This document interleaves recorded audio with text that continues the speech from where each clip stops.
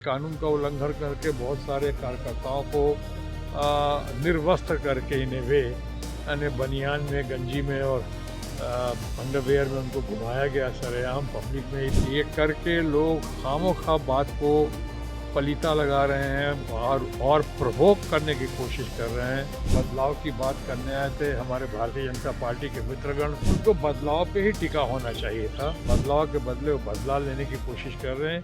SIR के चक्कर में बाकी वोट्स को काट कर बाकी जिस तरह से डिस्क्रिपेंसीज का मामला था वो सबों को पता है। अब उसके बाद इस तरह से बदलाव का नारा देने वाले लोग बदले की भावना से जिस तरह की हरकतें कर रहे हैं, जो दिख रहा है वो निंदनीय है, वो शर्मनाक है, अच्छा नहीं है। क्योंकि और भी महिला मुख्यमंत्री, महिला के ऊपर, और महिला मुख्यमंत्री जो रह चुकी हैं वहाँ पे इतनी मासेज में इतनी लोकप्रिय हैं, ये करके जो लोग करवा रहे हैं, मैं अभी किसी का नाम नहीं ले रहा हूँ कि मामला अभी भी आप लोगों को ज़्यादा पता है, आप लोग इंक्वायरी कर रहे हैं, पुलिस भी शायद कर रही होगी, लेकिन वहाँ की पुलिस में उनको ज़्यादा विश्वास नहीं है क्योंकि ऐसी बहुत सारी हरकतें हुई हैं। अभिषेक बनर्जी के ऊपर हुई हैं, कल्याण बनर्जी के ऊपर हुई है, महुआ मित्रा के ऊपर हुई है और बहुत सारे लोगों के ऊपर हुई है, नेताओं के ऊपर हुई है, कार्यकर्ताओं के ऊपर हुई है। यहाँ तक कि कानून का उल्लंघन करके बहुत सारे कार्यकर्ताओं को निर्वस्त्र करके इन्हें यानी बनियान में, गंजी में और अंडरवेयर में उनको घुमाया गया सरेआम पब्लिक में। ही तो अंग्रेज़ों के ज़माने में शायद ऐसा होता था, ये तो अच्छा नहीं है। तो ये जो हुआ है ये अच्छा नहीं हुआ है और मैं समझता हूँ कि ये करके लोग खामोखा बात को पलीता लगा रहे हैं और प्रवोक करने की कोशिश कर रहे हैं।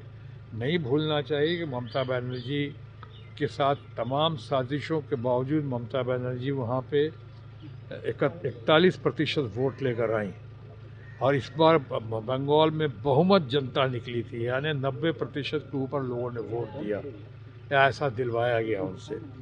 उसके बाद इस तरह से उनकी लोकप्रियता को देखकर अब उनकी तथाकथित हार हुई है या कराई गई है, उसके बाद चाहिए था कि जिस नारा को देख कर आए थे, बदलाव की बात करने आए थे हमारे भारतीय जनता पार्टी के मित्रगण, उनको बदलाव पे ही टिका होना चाहिए था, लेकिन बदलाव के बदले वो बदलाव लेने की कोशिश कर रहे हैं। ये अच्छा कौन इसके अब तारीफ करेगा, कौन प्रशंसा करेगा? कह रही कि सर खुद ही पत्थर मरवा रही है ममता बनर्जी अपने ये के लिए बीजेपी को बदनाम करने। ये तो हमने आज तक नहीं सुना, ये सब तो जानते हैं। सब कहने की बात जब मैंने कह दिया साजिश के तहत हो रही है, आप लोगों ने एक्सपोज कर दिया, दुनिया में उनको पता चल गया जो लोग करवा रहे हैं। अब वही लोग कह रहे हैं चोर मचाए शोर, ये कहाँ तक ठीक है? सर झारखंड में सर अभी हो रहा है, घेराव भी किया गया, उन पर लाठीचार्ज भी किया गया सर। नहीं, वो तो पूरी खबर नहीं मालूम है, लेकिन मेरा जन सैलाब के साथ, यंगर जनरेशन के साथ, जेन जी के साथ और स्टूडेंट कम्युनिटी के साथ मेरा भरपूर सहयोग है और समर्थन है। मैं उनको बहुत प्यार करता हूँ, मैं उनको बहुत मानता हूँ, चाहे मामला जंतर मंतर का हो या मामला हमारे झारखंड का हो, हमारे अपने रांची का हो और वहाँ के बच्चों का हो।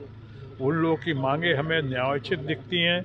मैं अपील करना चाहता हूँ सरकार से कि उनकी मांगे सुने, उनकी मांगे मान जाएं और साथ ही साथ अगर वो कह रहे हैं, दुनिया को उतना विश्वास तो आज CBI पे भी नहीं है। अभी संजीव मुखिया का केस सामने आया था, आपने देखा था CBI ने क्या कहा और क्या किया, क्लीन चिट दिया। लेकिन मैं इतना ही कहना चाहूँगा कि अगर उनकी मांग CBI की है तो क्या हर्ज है, सांच को आँच क्या, दे दो CBI को, आगे बढ़ने दो CBI को। आप भी आराम से चैन की नींद सो गए, हमारे बच्चों को भी तकलीफ़ हो रही है, भूख हड़ताल हो रही है, उनके ऊपर प्रहार हो रहा है, उनके ऊपर मारपीट हो रही है। ये सब बंद करो, ये निंदनीय है, शर्मनाक है, दर्दनाक है, नहीं होना चाहिए।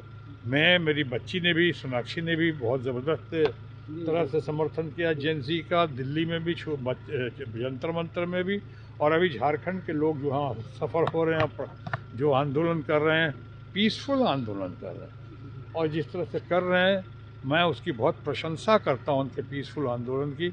इसीलिए मैं सरकार से यहाँ भी और वहाँ भी गुजारिश करता हूं कि उनकी मांगों को बहुत सहानुभूतिपूर्ण तरीके से सुने, समझें और उनकी न्यायोचित मांगों को फ़ौरन से पेशतर सूनर उसको पूरा करें।